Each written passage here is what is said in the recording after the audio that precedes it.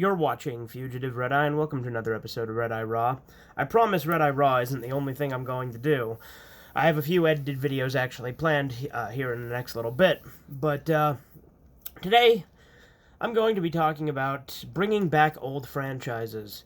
Reboots, sequels, prequels, remakes, whatever. There's a big problem I have with it, because, years ago, whenever I'd hear that an older series is getting rebooted or brought back in some other way, shape, or form, I'd actually get really excited and hyped up for it. But in current year, my instant reaction when I hear a new series is coming back, be it getting renewed for another season, after years of being off the air, brought back with a reboot or a remake or a sequel, my instant reaction nowadays tends to be, how are they going to fuck it up this time? Because that's typically what happens now. There's a few standouts that are good, for sure. But, a lot of the things I see now is everything has to be modernized. Everything has to be a social commentary. Everything has to have a political message. Everything has to subvert expectations, and everything has to just be not what made all the originals great. Everything has to appeal to a wide audience, and that's the biggest problem I find with a lot of newer media, is that they try too hard to appeal to a wide audience, and they don't do anything to appeal to their old existing audience. Prime example, Devilman Crybaby. Very modernized show, and while I still like the show, I learned firsthand earlier this week just how toxic the fan base is for Crybaby. I guess it was last week at this point, but whatever. Crybaby has a fucking toxic fan base, and I didn't realize just how toxic it was until a few days ago. But other than that, it brought in a whole bunch of new fan base, but which on the surface sounds great. It's like, hell yeah, your favorite show or your favorite series is coming back because it's getting more exposure now. More people are liking it. Now it's getting the attention it deserves. The problem with that is when they appeal to a wide audience, they make changes for a wide audience. Now, Crybaby was one thing.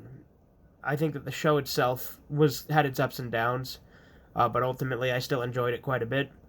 But the fan base that came from it, I want nothing to do with. It's funny, there was one of the comments that someone posted on my videos in question that brought up all the toxic comments. He actually deleted this comment because I tried to look it up later. But it said something like, as a DMCB, I assume Devilman Crybaby, we don't claim you. So I think what he was trying to say is, as part of the Devilman Crybaby fanbase, we don't claim you. It's like, good!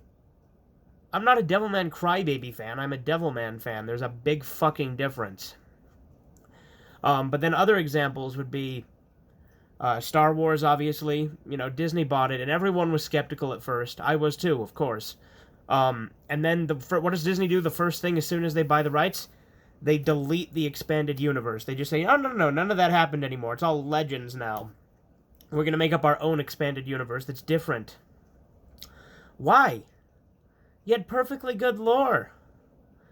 And, it'd be one thing if you replaced it with something good, but they ruined a lot of good characters. Darth Vader in the expanded universe actually cared about a lot of his men. He had this exclusive group of stormtroopers. I think they were called the 501st or something. And he put himself in harm's way to protect them. But in the new expanded universe, the Disney one, the canon one, he's literally sacrifices some of them to save himself by using them as a shield and holding them up in front of him. What the hell? They actually showed a human side to Darth Vader in the old expanded universe, but now he has to be a bad guy all the time, I guess. And then, of course, there was, the movies. What is the first movie they released? They basically just remade A New Hope, gender-swapped Luke, changed a bunch of character names, and slapped a new name on it. That's all they did. But here's the thing, I was hopeful, still, with The Force Awakens, because I thought it had potential. I thought Finn was an interesting character. I thought that it seemed kind of dark and gritty with, some of the stuff. Like when Finn's teammate died and got the blood on his helmet, I'm like, this could be a really good trilogy. It could be really dark and cool. That's not what happened. Because the next movie in the trilogy was The Last Jedi. And that movie was an insult to several major characters. It destroyed Luke as a character. It had to subvert expectations all the time. So they had to, disrespect everything. And, like, the whole thing about Luke burning the old Jedi books is easily very symbolic of what Disney did to the franchise. They're like, forget the old, here's the new. And that's what happened. And that's just bad. And let's get to the one that actually made me want to make this video in the first place. Lord of the Rings. Lord of the Rings is one of my favorite, if not my favorite, movie trilogies of all time. It's not my favorite movie, it's not my favorite movie of all time, but it's my favorite trilogy by far. Lord of the Rings is fucking fantastic. And, it's a story that was written in, like, the 20s or something like that, like, a long time ago. And, it has a lot of things because of that. But the thing is Lord of the Rings doesn't need to be modernized because it's fantasy, right? Well, they're doing a lot, I think, to modernize it. There's been a lot of stuff. They hired, like, an intimacy coordinator, and they've, like, talked about nudity and stuff like that. So now they're basically wanting to turn it into Game of Thrones with the level of nudity they're putting in. Look, I liked Game of Thrones. But not everything has to be Game of Thrones just because it's fantasy. Just because it worked there does not mean you have to capitalize on that. So, they're doing that. They're basically turning Lord of the Rings into softcore porn. And I think that that's unnecessary. Like, look, I don't got a problem with nudity in a series, but Lord of the Rings has no need for it. It's never been, like, a major part of the series. So, I don't get what you're going for with this. And on top of that, there's a large portion of, like, newer people that have gotten into Lord of the Rings that go back and criticize it and say that the series is racist. So, you feel like they're going to try and put some sort of social commentary in it with a lot of that input coming in, right? And it's being done by a lot of people who have done a lot of bad woke reboots. And if they're just going to turn Lord of the Rings into another SJW social commentary, I want to have nothing to do with it. I'm hoping that that is not the case. I am hoping against hope that that is not what's going to happen. Because Lord of the Rings is amazing. I even liked the Hobbit movies. A lot of people didn't like those. But I thought they were great. Nothing compared to the original Lord of the Rings trilogy, for sure. But still decent. So, I really hope they don't fuck up Lord of the Rings. But yeah, anytime I hear about something getting brought back now, like, a lot of the things I like is when a show has ended prior to, like, 2014. When I hear that a show is that old, like, when it's ended that long ago, I'm like, okay, then it didn't get a chance to get fucked up by all the shit that ruins modern entertainment. But a lot of shit comes back, because another problem with modern entertainment is all they do is reboot, reuse, and recycle. Another thing, they, like, on a related note, right? Games do that all the time now, and, like, games haven't, done the same degree as what movies have done to ruin older franchises. In fact, I would argue that a lot of these remakes that they're getting now do fairly well. Like Crash Insane Trilogy, Spyro Reignited, Battle for Bikini Bottom Rehydrated, that kind of stuff. I think those all do really well. But the thing is because they're just reusing all these old games, they're not making new ones. Look, I played Spyro back in the day. I don't need a remake. The remake is fine. I played a little bit of it because Kyler has a copy of it, and I enjoyed it. But make a new game. Do something else. I don't need to play Spyro again with new graphics. Like I said, I'm not against these things. In fact, I think that ultimately those 3 games I mentioned were actually really good. But the problem is that's all anyone's doing anymore. And then you have Nintendo lazily slapping together three 3D Mario games into the 3D All-Stars collection, not doing anything to upscale them, not putting in any bonus features, and making it limited fucking time, and charging a lot for it. So what the hell?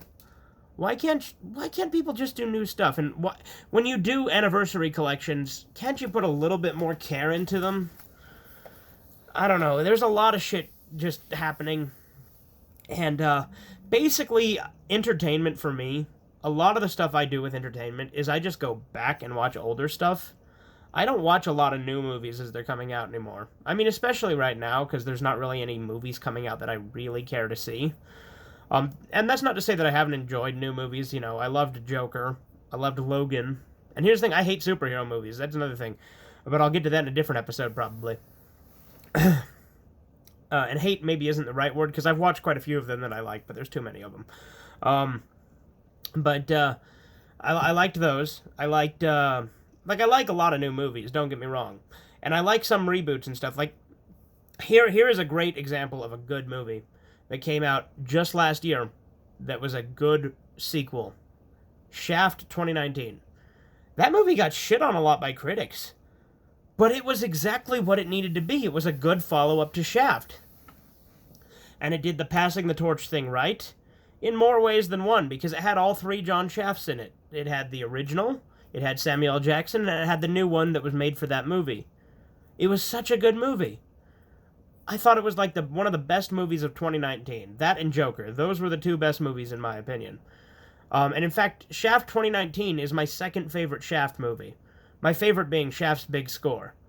So I think that they did really good with that. I don't know why more things can't be like that, where they're just good entertainment without focusing on being for a modern audience, for, you know, being socially aware, having social commentary, trying to subvert expectations, and try and be new and hip. Look, if you're going back to resurrect old franchises, at least understand what made those franchises work. This new Lord of the Rings series, I'm willing to bet, is going to be a trash fire. And I hope that it's not. I hope I'm wrong. But it sucks. It really does.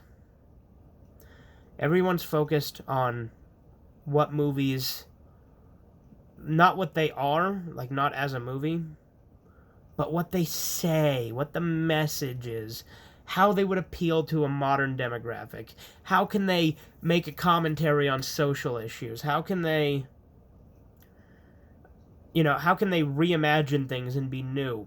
I remember when I did my Bates Motel video talking about Bates Motel versus Psycho, I got a lot of comments, or a couple of comments rather, I should say, of people criticizing me saying just because it's different makes it bad, and I've never said that.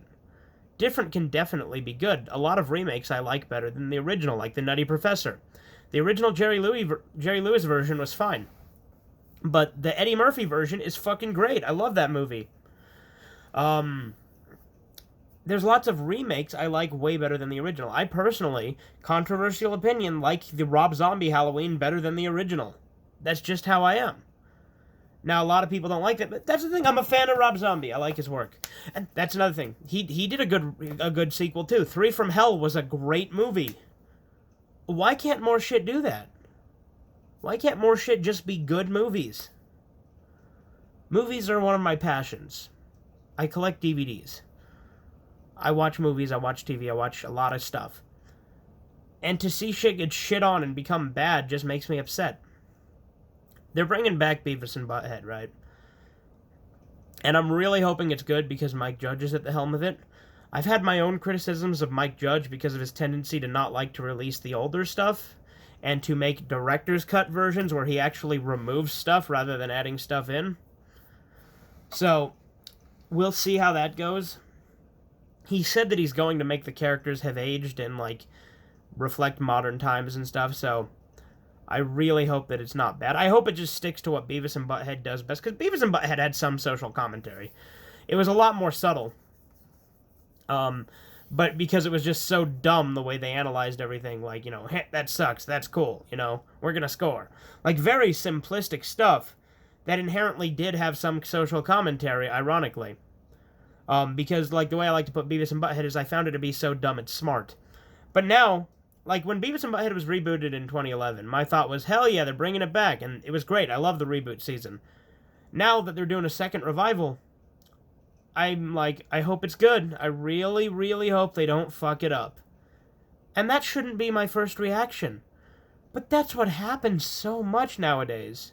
Why does everything have to be so different now than, like, why does everything have to be for a modern audience, and why does everything have to be for a wide audience? When you have a niche property, why can't you just make stuff that appeals to the niche fan base you have? Like I said, I'm happy that I have a select small audience that enjoys my work. I don't really... Work is the wrong word. Because I don't put a lot of work into this. I mean, I do with, like, editing on some of them. But for the most part, not so much. And I would never call this hard. And this is not my job. I have a job. That's another thing. Somebody told me on one of the Rio videos that I should get a job. And, they're very, very cool. Very, very nice. But no, I do have a job. I spend a lot of time at work. So, I don't do this for a living. Nor do I ever intend to. I don't think I ever even want to, I don't think I ever even want to monetize this channel. Because the second I do, I'm going to start getting demonetized because I don't filter myself. The second I do, I feel like if I monetized, right, which I still can't do. I need like 80 more subscribers before I can do that. But if I were to monetize, I think another problem I'd run into is you're less likely to fly under the radar if you're monetized, I think. Like, I don't do anything that violates TOS. I try to stick to that as best I can. But you know how YouTube is about just selectively removing whatever the hell they want. So, I don't ever intend to monetize. But, anyway, I think I've rambled on enough, and I've got off topic, so toodles.